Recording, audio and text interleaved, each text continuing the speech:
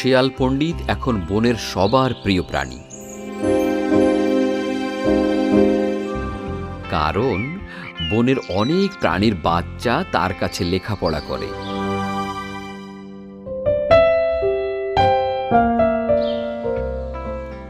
যারা গরিব তাদের থেকে সে কোনো কিছুই নেয় না পড়ানোর বিনিময়ে।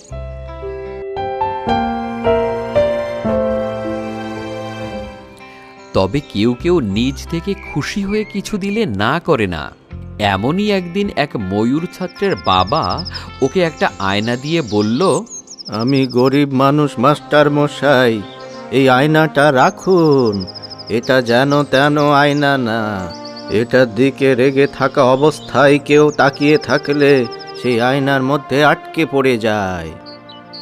কেউ তোমার সাথে রাগারাগি মারামারি করতে গেলে তার দিকে আয়নাটা ধরলে সে এর ভিতরে ঢুকে যাবে। এটা দিয়ে আমি কি করব? আমার তো কোনো শত্রু নেই।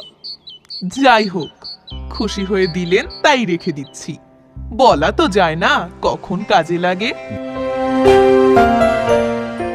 দিন যায় রাত আসে, রাত যায় দিন আসে।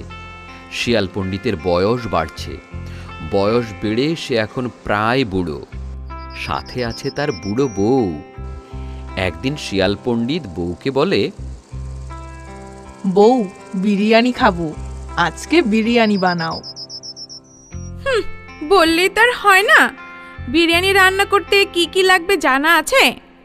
চাল, ঘি, মুরগি, তেল, লবণ, মশলা, আলু, আরো কত কি। এগুলো নিয়ে আসো, যাও।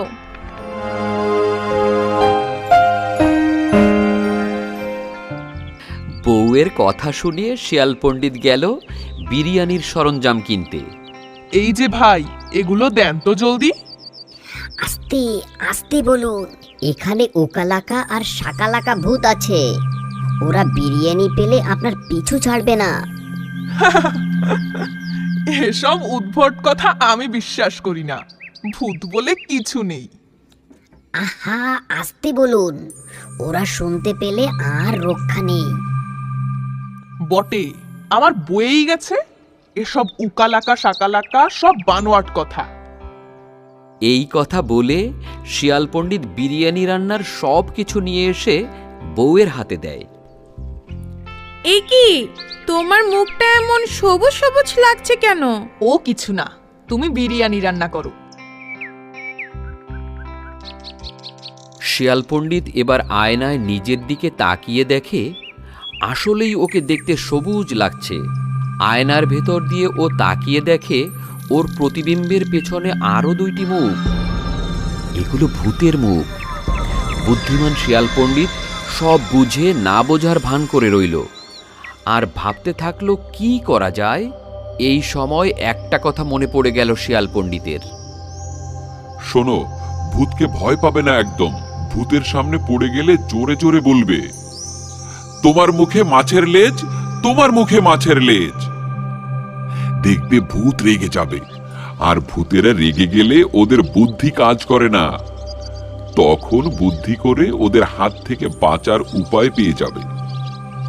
এই কথা মনে পড়তেই শিয়াল পণ্ডিত জোরে জোরে বলতে থাকে, তোমার মুখে মাছের লেজ, তোমার মুখে মাছের লেজ।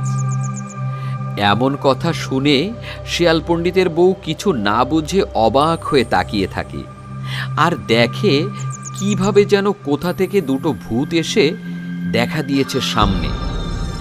ভূতগুলো রেগে যাচ্ছে আর শিয়াল পণ্ডিত সমানে বলে যাচ্ছে, তোমার মুখে মাছের লেজ, তোমার মুখে মাছের লেজ, তোমার মুখে মাছের লেজ, তোমার মুখে মাছের লেজ। এবার শিয়াল পণ্ডিত মনে মনে ভাবতে শুরু করে দিল, আমি গরিব মানুষ মাস্টার মশাই, এই আয়নাটা রাখুন। এটা যেন তেন আয়না না, এটার দিকে রেগে থাকা অবস্থায় কেউ তাকিয়ে থাকলে সে আয়নার মধ্যে আটকা পড়ে যায়। কেউ তোমার সাথে রাগারাগি মারামারি করতে গেলে তার দিকে আয়নাটা ধরলে সে এর ভিতরে ঢুকে যাবে। ভূত দুটো যখন অনেক রেগে শিয়াল পণ্ডিতের দিকে তাকিয়ে আছে তখন ওদের দিকে আয়নাটা ধরে বুড়ো শিয়াল পণ্ডিত, আর ওরা রেগে আয়নাটার দিকে তাকাতেই ওর ভিতরে আটকা পড়ে যায়। এবার আশেপাশে তাকিয়ে দেখে এলাকার সবাই এটা দেখছিল এতক্ষণ, আর শেষে সবাই হাঁপ ছেড়ে বাঁচল। বন্ধুরা, মনে রাখবে, রাগ যে কোনো প্রাণীর জন্য সবচেয়ে বড় শত্রু। তাই রাগারাগি করবে না কখনো, বরং মাথা ঠান্ডা রেখো। দেখবে সব সমস্যার সমাধান হয়ে গেছে নিমিষেই।